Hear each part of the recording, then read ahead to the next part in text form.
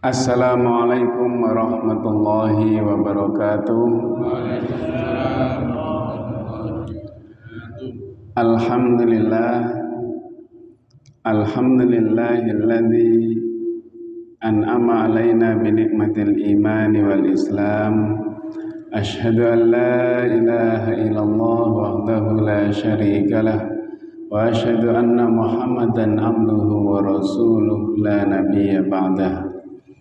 Allahumma salli wa sallim wa barik ala nabiyyina Muhammadin wa ala alihi wa sahbihi wa mawalah. Qala Allah ta'ala fi kitabihil karim, a'udzu billahi minasy syaithanir rajim.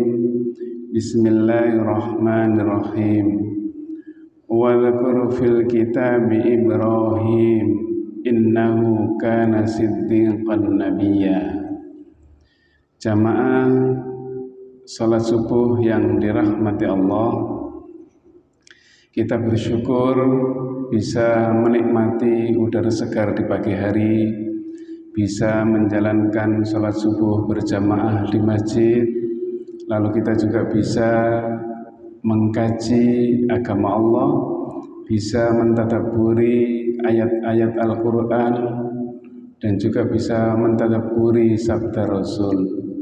Ini merupakan satu kenikmatan yang sangat luar biasa yang patut kita syukuri.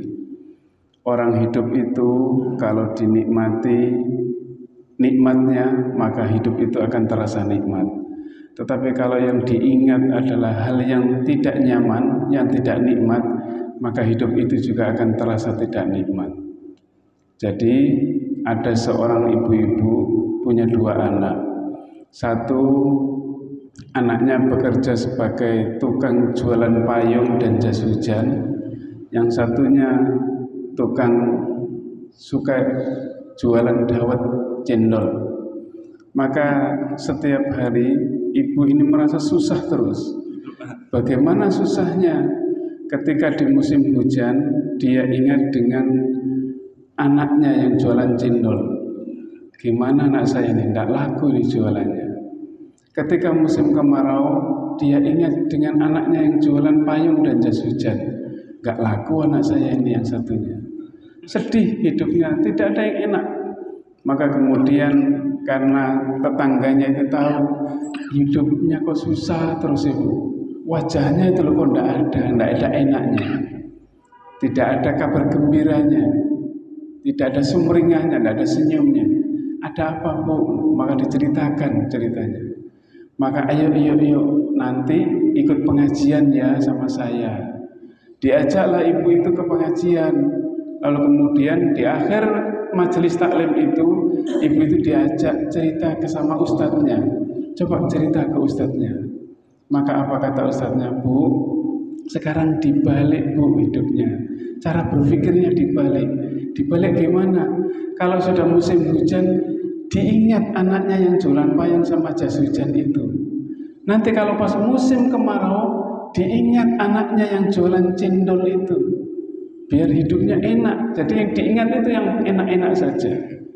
Makanya ada kurang lebih 15 kali Allah itu mengingatkan kepada kita tentang wadhkuru nikmatallahi alaikum. Jadi ingatlah nikmat Allah yang telah diberikan kepada kamu. Kenapa? Kalau kita yang ingat yang enak-enak saja, maka hidup itu akan terasa enak. Bersyukurnya kita akan menjadi kuat. Ini pengantar saja. Semoga kita menjadi orang-orang yang bersyukur. Amin ya rabbal alamin.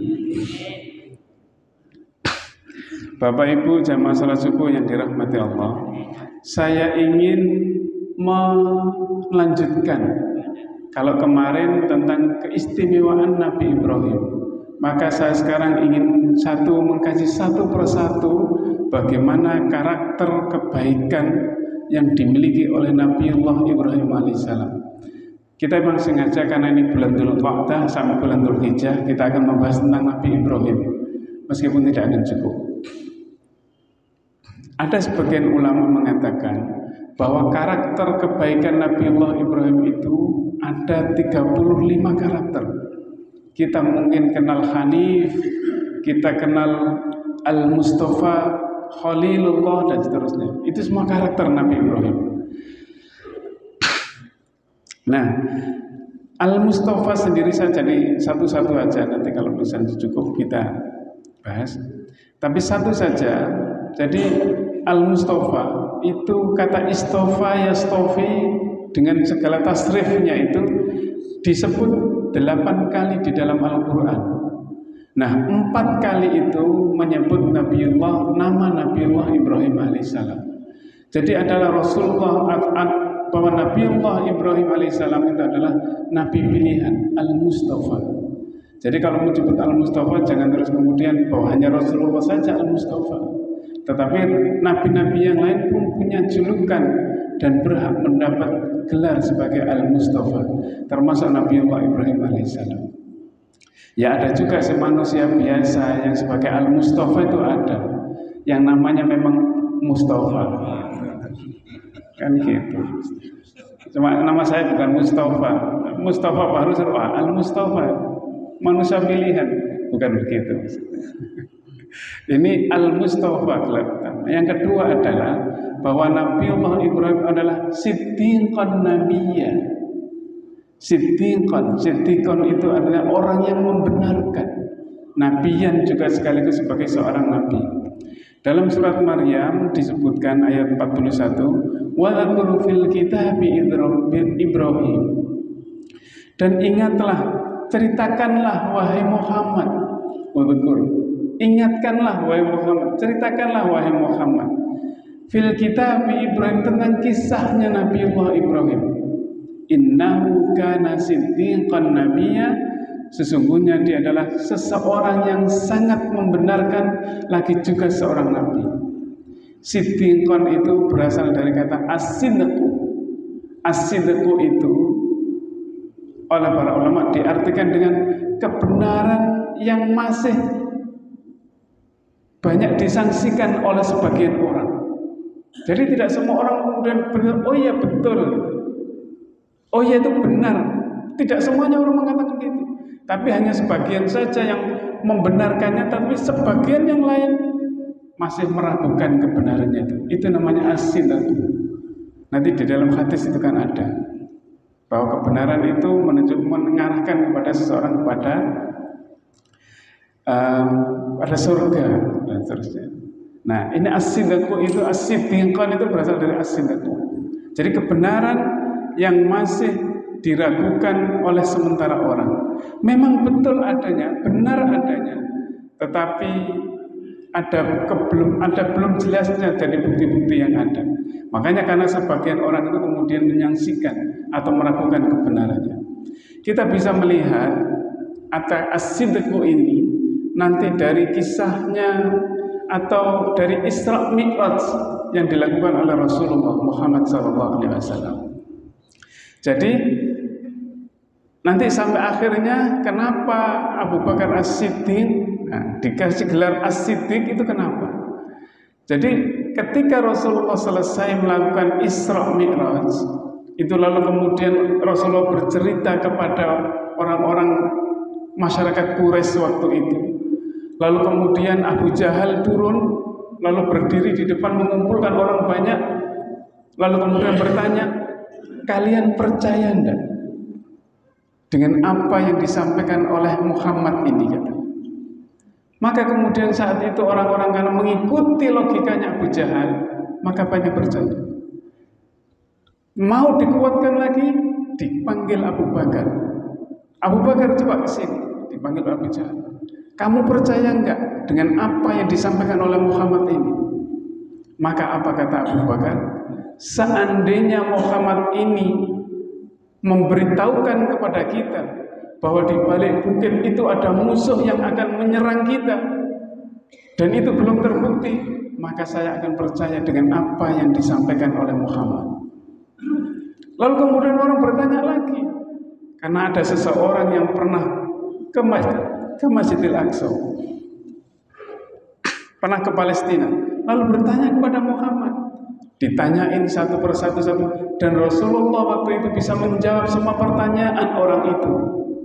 Tetapi dasar Abu Jahal tidak percaya dengan apa yang disampaikan oleh Rasulullah itu. Bahkan Rasulullah bercerita, nanti suatu saat kalian semua bisa bertanya kepada satu kafilah yang menuju ke Mekah sini dan tanyakan bahwa dia juga di perjalanan dia kehilangan seekor untanya. Lalu dia menemukan untanya itu. Maka kemudian saat itu, kemudian keesokan harinya, betul kafilah itu datang dari perjalanan. Di tengah perjalanan ketika Rasulullah waktu pulang dari Palestina sampai ke Mekah itu, di perjalanan Rasulullah melihat kafilah ini kehilangan satu ekor untanya, dan Rasulullah melihat posisi untanya itu. Lalu kemudian disampaikan kepada kafilah itu, untamu ada di lembah sana, coba kamu cari. Akhirnya diambil. Maka ketika kafilah itu datang, orang-orang pun kemudian bertanya, oh iya betul ada kafilah yang mau datang. Lalu ditanya, apakah betul kalian di perjalanan kehilangan seekor unta? Iya betul. Apakah untamu ketemu? Iya, ada seseorang yang menunjukkan kepadaku posisi seekor untaku itu. Maka kemudian kafilah itu bertanya, kamu tahu dari mana kalau kami ini kehilangan unta? Ada Muhammad yang bercerita kepada kami bahwa ada kafilah yang kehilangan unta, lalu ada yang menunjukkan dan kemudian unta itu ditemukan kembali. Maka kemudian saat itulah kemudian Abu Bakar As-Siddiq, karena saat itu baru percaya sendirian, maka kemudian diberikan gelar As-Siddiq karena saking percayanya itu. Nah, ada satu hal lagi yang kemudian menyertai kepercayaan itu.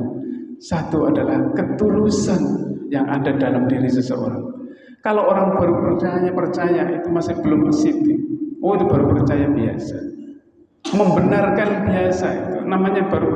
Tapi kalau sudah membenarkan dengan penuh ketulusan, maka itu baru dinamakan As-Siddiq, saking tulusnya. Nah, Nabiullah Ibrahim alaihissalam itu dikasih gelar As-Siddiq. Kenapa? Karena dia percaya dengan ketulusan hatinya. Orang percaya itu biasanya pakai logika akalnya, tetapi ketulusan itu ada di dalam hatinya.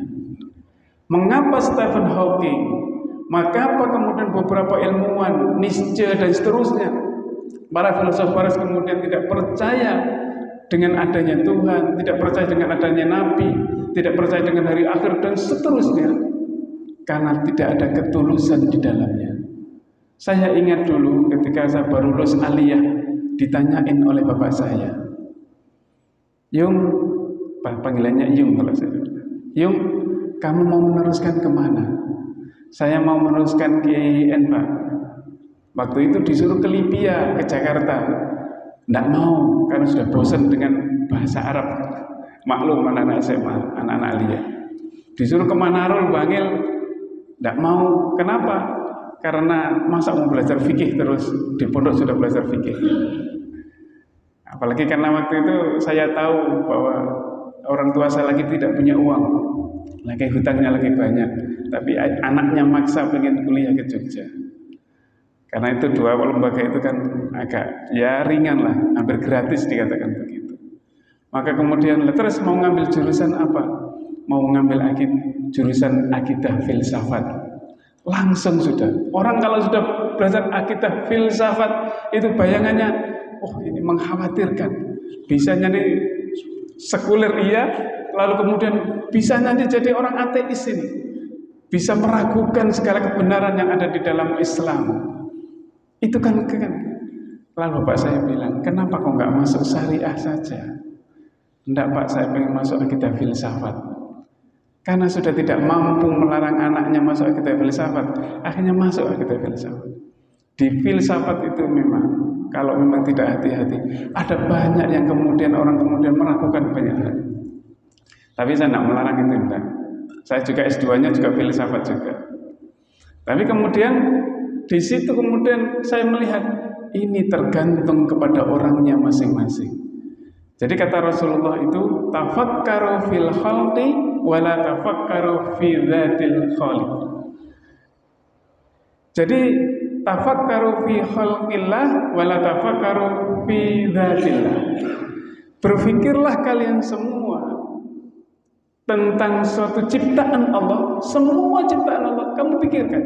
Wala tafakkaru fi dzatillah. Tetapi jangan sekali-kali kalian itu berpikir tentang zatnya Allah. Kalau berpikir tentang Allah boleh, tetapi jangan sampai kita akan memikirkan zatnya, oh rupanya Allah itu begini, nanti wajahnya Allah itu begini. Nah, itu yang tidak boleh. Karena itu yang tidak akan sampai kepada bayangan. Kita membayangkan saja tidak akan bisa. Kita bisa membayangkan, kita bisa memikirkan sifatnya Allah dengan Asmaul Husna itu. Orang kalau membaca, bapak-bapak ibu, kalau nanti punya waktu, coba merenungkan tentang sifat Allah itu. Itu luar biasa. Saya menuliskan tentang Asmaul Husna itu baru sampai kurang lebih 54 nama Allah, sifat Allah, Asmaul Husna, baru 54 nama. Tapi itu kalau jadi buku agak tebal, kurang lebih bisa mencapai antara 500 halaman begitu. Tetapi luar biasa ternyata kalau kita memikirkan tentang nama-nama Allah itu. Jadi seseorang itu kalau misalnya, jadi pertama kali masuk itu ada seorang, sekarang dulu pernah menjadi rektornya, Profesor Musa Asy'ari, itu langsung mengarahkan berpikir, coba pertama kali manusia yang harus dipikirkan adalah dirinya. Kenapa? Man arafa nafsahu faqad arafa rabbah. Tetapi ini tidak semudah yang dibayangkan. Kalau kita memikirkan diri kita sendiri, lalu kita terpeleset, ya bisa jadi kita juga akan seperti mereka, seperti Stephen Hawking, seperti Darwin, dan seterusnya. Nah, ini yang harus hati-hati. Jadi, kalau orang sudah berpikir tentang ciptaan Allah, lalu kemudian ada ketulusan di dalam hatinya, maka justru itu yang akan menguatkan dirinya, akan mendekatkan dirinya kepada Allah. Hanya sampai di situ saja. Kesimpulannya begitu.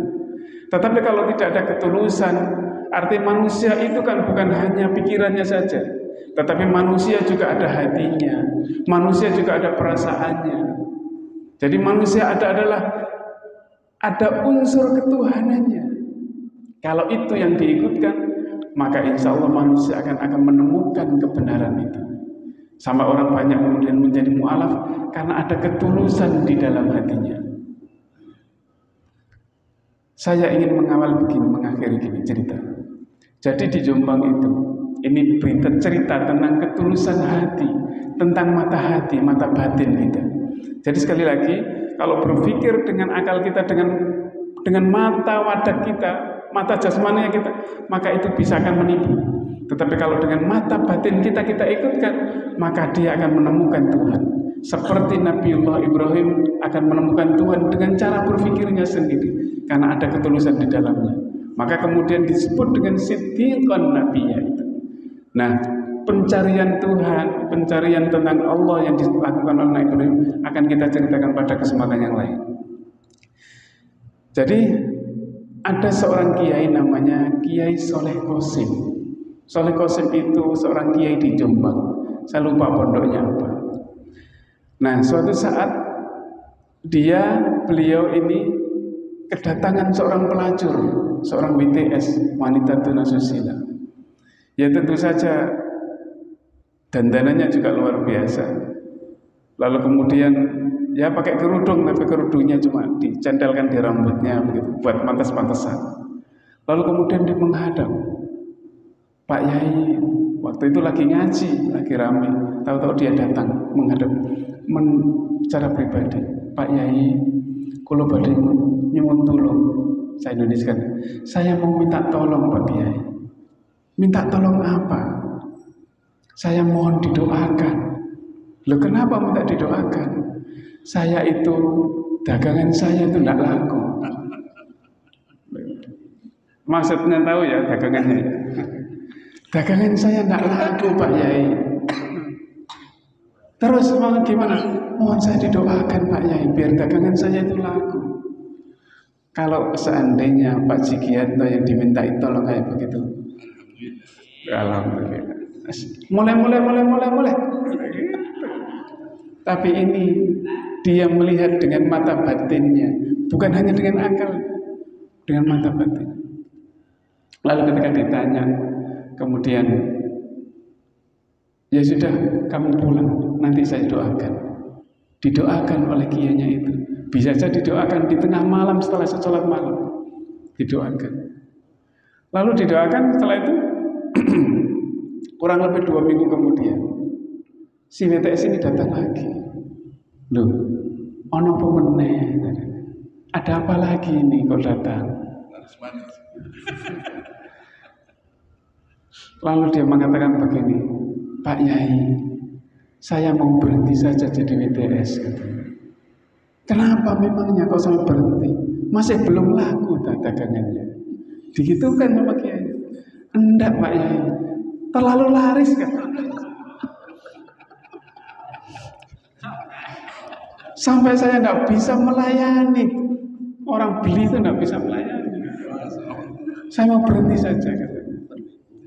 Maka kemudian ditanya ketika sudah selesai semua, salah seorang santri bertanya, kenapa Pak Yai kok mau mendoakan si pelajar itu pada saat pertama kali datang?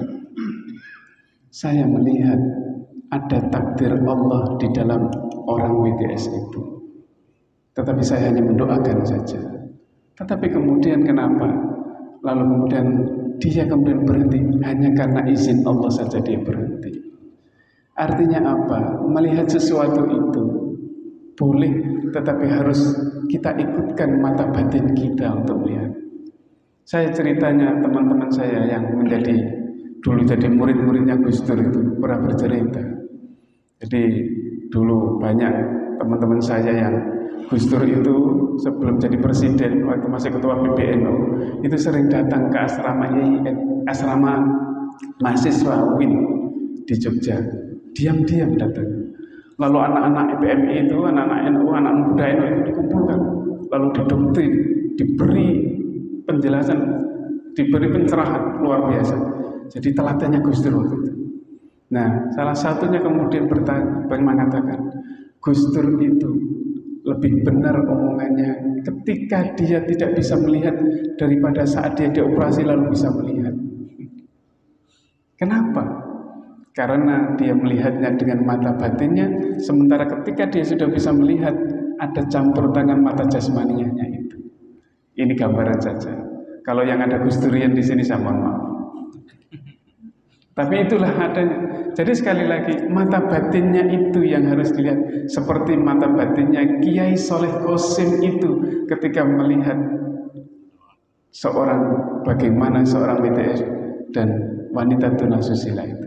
Semoga yang sedikit ini ada manfaatnya bagi kita, dan semoga kita bisa melihat suatu kebenaran itu bukan hanya dengan mata kita, bukan hanya dengan pikiran kita, tetapi kita juga bisa melihat dengan mata batin kita. Nasrun minallah wa fathun qarib wa basyiril mu'minin. Subhanakallahumma wa bihamdika asyhadu an la ilaha illa anta astaghfiruka wa atubu ilaik. Wassalamualaikum warahmatullahi wabarakatuh.